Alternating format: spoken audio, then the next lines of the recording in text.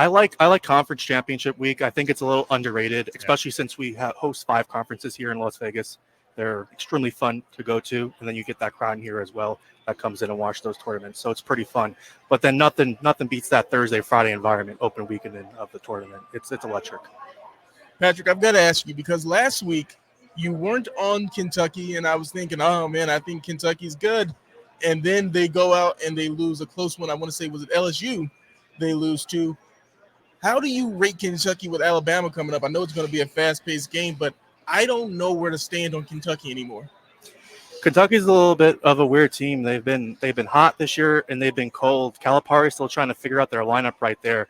Rob Dillingham, he's their main guy on that team, and he hasn't really played a lot of minutes. He hasn't gone over 27 minutes in only one of his last 6 games, and he's their best scorer. He's lightened up to the 3-point line and shooting 50% from the field overall during that span. But I make this game Alabama by 1. And Alabama, they're just coming off an overtime win right there. But Alabama, they love to run and gun it, and they shoot a lot of threes. And one of the reasons they're so effective at scoring so many points when they miss threes is that they rebound offensively really well. And Nate Oates is able to get a lot of second chance points out of his teams. Let's go around the country with some of the top 25 games tomorrow in college basketball. Patrick Berbert sitting in with us, getting us ready for the weekend. Cougars and Baylor. Houston Cougars and Baylor, tight line here. Correct. The market's sitting at Houston -2 on this game. I make the game Houston -2.5, but from a handicap perspective, I love Baylor for this game. I think Houston has had a little bit of trouble on the road this year against quad 1 opponents. Since January 1st in Big 12 play, they're 3-3 on the road against Big 12 opponents, and their offensive and defensive efficiency ratings, they dropped significantly all the way down to 61. So it's going to be a tough environment for them tomorrow morning. Baylor, they're going to be looking for a good home win here to add to their resume. So I wouldn't be surprised if Baylor wins tomorrow. I have a feeling if people are turning their attention on Saturday morning, maybe people don't look ahead on Friday. They look ahead. Check that. They look on Saturday morning and they see unranked Wake Forest, not the biggest name, since Tim Duncan is gone. That was a long time ago. Duke is in town. It's not a long trip, so we'll make sure everyone knows that. And sees this line, how are they going to react? Public is going to be all over Duke tomorrow. Yeah. And everybody's going to say, oh, it's a trap line. There's no such thing as a trap line. I make this game Wake Forest -1.25. Market sitting Wake Forest -1.5 for this game. They're playing really good basketball. They're up there in all of the Vegas odd makers power rankings this year.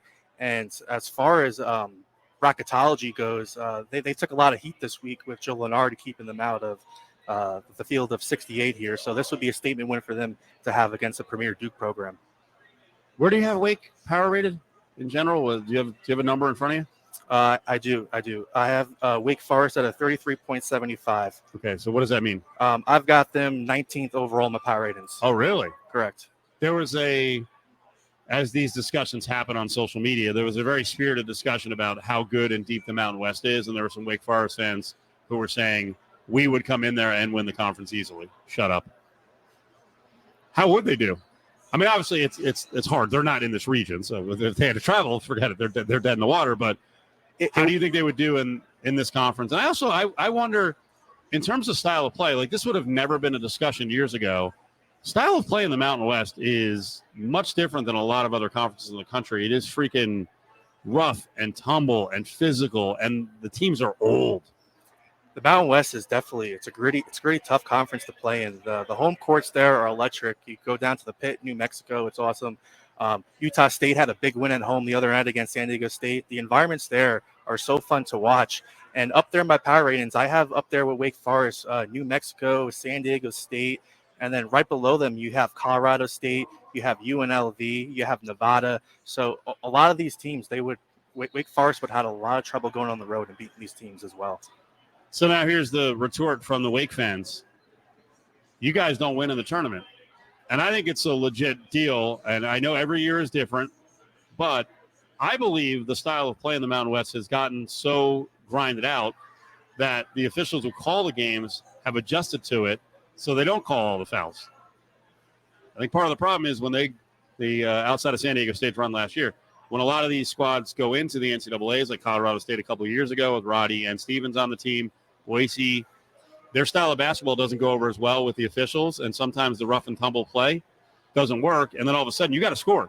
So do you feel differently about the Mountain West Conference chances when they get, say, another 3 or 4 teams beyond San Diego State in, that they're going to win games? I do believe that they have the potential to win some games this year. Obviously, like you said, San Diego State made their run to the championship game last year. They're going to be back. They're going to be fine in the tournament as well. And Colorado State has stepped up this year. I really like this New Mexico team. They play really good basketball. You want to get them on the hot side, though. They're a little streaky. When they go into their cold spurts, they're a little worrisome watching. But I think New Mexico can make some noise in the tournament if they get hot. I like that handicap because I want teams that can defend, but I want teams that can go up tempo. And I think both CSU and New Mexico can go up tempo. So it doesn't always work perfectly in the Mountain West, but it'll work better against the national level competition where it could be more wide open and the games could get to the 70s and 80s, which brings us to UNLV basketball. Kevin Kruger is building a team more in the likeness of Boise and San Diego State. They've become a power team. They're not gigantic, but they have a really good post player in Caleb Boone, and then they've got a guy who could be a defensive end playing football, and Rob Whaley. Break down this game for me, because the last time around it came down to the final couple minutes and Isaiah Stevens took over, but there was a long stretch in that game where UNLV was in control and kind of beaten up physically Colorado State. Correct. The market sits at this game, Colorado State -1.5. I actually have UNLV favored by 2 for this game here at home. Colorado State, they went back and forth the last minute and a half against New Mexico the other day, and now and New Mexico is an up-paced tempo team. Now they're going to travel on the road here to UNLV, and in terms of pace, they rank 307th in the nation, so this is going to be a completely different game that they're seeing right here.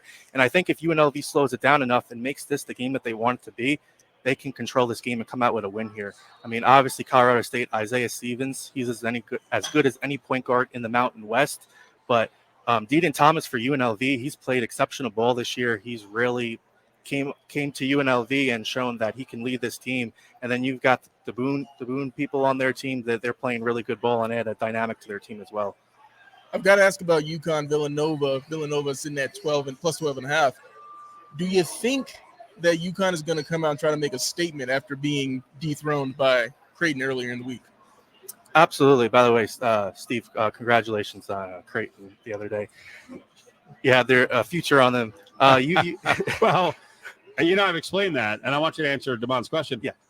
Answer Damon's question first, and then I'll explain my whole thing with Creighton. I think UConn is going to come back. They're going to be at home here, and they are the defending champions, and they're still the favorite to win the NCAA tournament. So I won't be surprised if they cover this number really easily. But we saw what can beat UConn. It's a big defensive physical presence down low in the paint and also nailing all your threes. And that's what Creighton had. But Villanova doesn't have the big guy. But one thing that they do have is that they attempt threes just as much as any other team in the nation. They aren't hitting at a great rate, but if they are, they can keep it close. But I think UConn's big men, they're just going to come back and just dominate Villanova in the paint this weekend. So we had Sam Panayotovich, one of our gambling experts, on Tuesday, and he said take Creighton plus the points. I bet UConn, so I lost that one. But on the future thing, and I'm going to see how it goes this year, but I'm not seeing real good results out of it so far. I tried to pick 4 teams right after the tournament last year, like 2 days after the tournament, and I'm like, I'm going to get some value on them.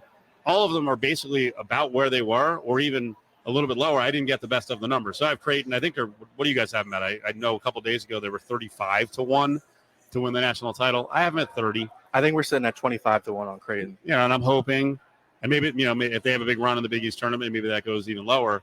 I mean, the strategy is, and you know this, you want to get someone to that second weekend. And you also, I think the best way to play the hedge on this is you really need, I don't need a team that I bet on a future to go 29-2 and get a super high seed. I don't want to be in 4 and 5, right? I want to be like 6, 7, 10, 11. I think you can get a really good hedge on them as well. I have Creighton 13th in my power ratings, and between the number 1 team and Creighton, only 6 points separates those teams. So I don't think you'd lay a pretty hefty price once you get to the Sweet 16. You can start looking at hedging opportunities there. Is there, in terms of futures, is there ever value on the Vegas Golden Knights to win the Cup? It's kind of hard. Everybody here in Vegas, they love coming to the window and betting the Golden Knights to win it all. And they just keep coming out year after year and showing that they're a great competitive team in the West. So you really don't get any significant value in the Vegas Golden Knights here.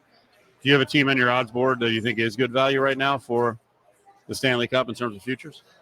I'm really looking at the Florida Panthers here. I think they're one of the best teams here in the Eastern Conference. They started off a little slow. They've really picked it up as of late. I wouldn't be surprised if the Florida Panthers make a huge run this year in the Stanley Cup Finals. And, VGK fans don't want to admit this, but by the time the Panthers got to the Cup, they were beat to hell, and then they got beat up even more, which I'll also, I'll push back on the narrative because, we have folks who like to throw that out there. Well, everyone was hurt as they got to face the Knights, and that's why the Knights won the Cup. Well, part of it is the physicality of the Knights early in the series kind of breaks people. They're a big physical team. Correct. And I thought they beat up a big physical Panthers team, and they just couldn't finish out the series. All right, appreciate it.